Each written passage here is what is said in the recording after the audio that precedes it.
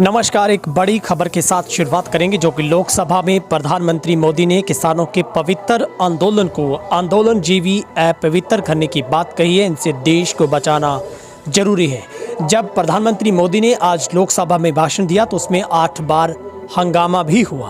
प्रधानमंत्री मोदी ने बुधवार को लोकसभा में राष्ट्रपति के अभिभाषण के धन्यवाद प्रस्ताव पर जवाब दिया। इसी बीच कांग्रेस सांसदों ने सदन से वॉकआउट कर दिया। मोदी के 1.5 घंटे के भाषण के दौरान विपक्ष ने 8 बार हंगामा किया।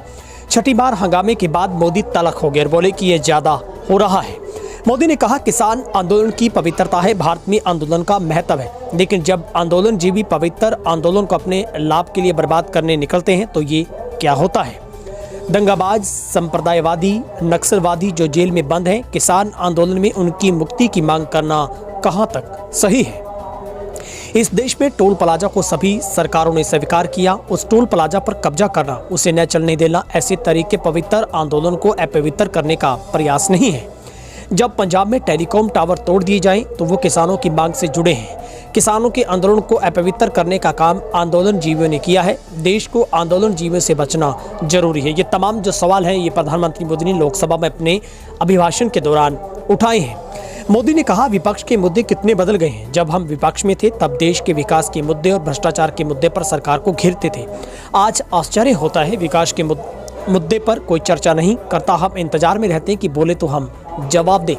मोदी ने कहा कि जब भी देश के सामने कोई चुनौती आती है तो देश को नीचा देखना नहीं पड़ता।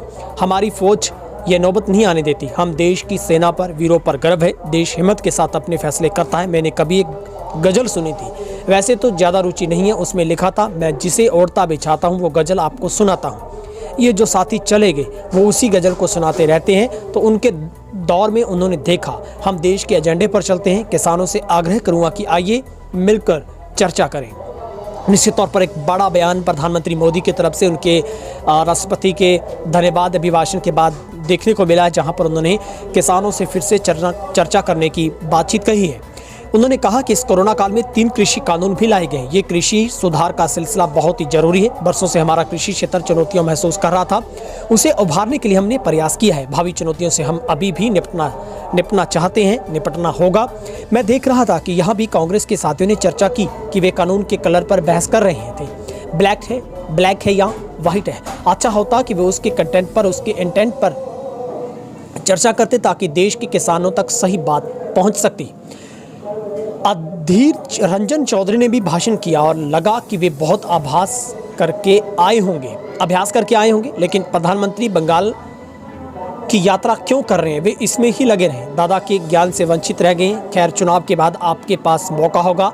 ये कितना महत्वपूर्ण प्रदेश है, इसके लिए तो कर रहे हैं। आपको इतना पीछे छोड़ दिया, इसलिए हम इसे प्रमुखता देना चाहते हैं।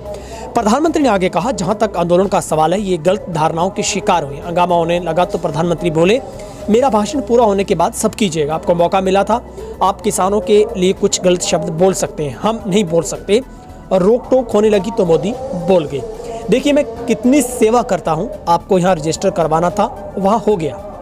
मोदी ने कहा कि लगातार किसानों से बातचीत होती रही है। जब पंजाब में आंदोलन चल रहा था तब भी हुई बातचीत में किसानों की शंकाएं ढूंढने का भी भरपूर प्रयास किया गया।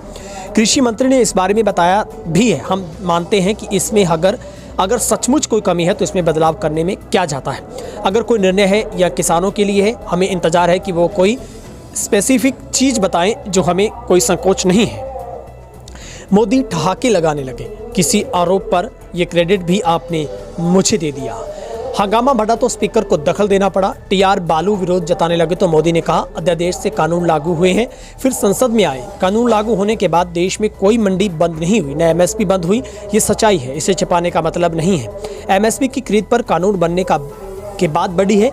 मोदी के ये कहते ही जबरदस्त हंगामा होने लगा। इस पर स्पीकर को दखल देना पड़ा। वे सीट से खड़े हो गए, बोले, मैं सभी को पर्याप्त समय दिया। प्रधानमंत्री का जवाब सुनिए। अब तक मुस्कुरा रहे, ठहाके लगा रहे मोदी के तेवर अब तीखे हो गए। बोले, ये हल्ला है, ये आवाज़, ये रुकावट डालने का प्रयास एक सोची समझी रणनीति के तहत है। सोची समझी रणनीति यह है कि जो झूठ फैलाया है उसका पर्दाफाश हो जाएगा। इसलिए हंगामे का खेल चलता रहा है, लेकिन इससे आप लोगों का भरोसा नहीं जीत पाओगे। ये मानकर चलो, नए कानूनों से जो व्यवस्थाएं चल रही थी उन्हें किसी ने छीन लिया है क्या। किसी कानून का विरोध तो तब मायने रखता है जब अनिवार्य है, तो ये ऑप्शनल है। यहाँ ज़्यादा फायदा हो वह किसान चला जाए। ये व्यवस्था हो गई है। अधीर रंजन जी, अब ज़्यादा हो रहा है। मैं आपकी इज्जत करने वाला इंसान हूँ। पीएम ने आगे कहा, बंगाल में भी तृणमूल से ज़्यादा पब्लिसिटी आपको मिल जाएगी। मैंने बता दिया कि आपको पब्लिसिटी मिल जाएगी। मोदी ने आगे कहा, विरोध का कोई कारण ही नहीं है। आंदोलनजीवी ऐसे तरीके अपनाते हैं, ऐसा हुआ तो ऐसा होगा, इसका भय पैदा करते हैं। सुप्रीम कोर्ट का कोई जजमेंट आए तो आग लगा दी जाए। देश में ऐसे तौर तरीके लोकतंत्र और अहिंसा में विश्वास करने वालों के लिए चिंता का विषय होना चाहिए। ये सिर्फ सरकार की चिंता का विषय नहीं होना चाहिए। इसके बाद अधीर रंजन दोबारा बोलने को खड़े हुए। मोदी ने कहा, बाद में। मोदी की टिप्पणियों पर एक बार फिर हंगामा होने लगा। विपक्षी सांसदों ने नारे लगाना शुरू कर दिया, काला कानून वापस लो। मोदी ने कहा, क्या इन कानूनों में वास्तविकता भी आपको पता है? मोदी ने कहा, क्या कभी इनके सुधारों को समाज ने स्वीकार नहीं किया या नहीं किया? हम नहीं मानते कि देश की इतनी पुरानी कांग्रेस पार्टी ने करीब 6 दशक तक इस देश में एक चक्रीय शासन किया। इस पार्टी का ये हाल हो गया। पार्टी का राज्यसभा का तबका एक तरफ चलता है, पार्टी का लोकसभा का तबका दूसरी तरफ चलता है। ऐसी डिवाइडेड पार्टी और कंफ्यूज्ड पार्टी में खुद का भला कर सकती है, न देश का भला कर सकती है। कांग्रेस के पार्टी के नेता राज्यसभा में बैठे ही हैं। वे आनंद उमंग के साथ विस्तार से चर्चा करते हैं, समय तय करेगा। मोदी ने आगे कहा, जब कहा जाता है कि कानून मांगा था क्या, तो इस सोच पर मेरा विरोध है। हम सामंतवादी हैं क्या? जो मांगा जाए, सरकारें संवेदनशील होनी चाहिए। इस देश ने आयुष्मान योजना नहीं मांगी थी, लेकिन गरीब की जान बचाने के लिए हमने योजना लेकर आए। बैंक अकाउंट के लिए गरीबों ने कोई जुलूस नहीं निकाला था, लेकिन हम जनधन खाता योजना लाए। क्या लोगों ने कहा था कि हमारे घर में शौचालय बनाओ, मांगा जाए, तब सरकारें काम करें? ये वक्त चला गया। ये लोकतंत्र है, सामंतशाही नहीं है।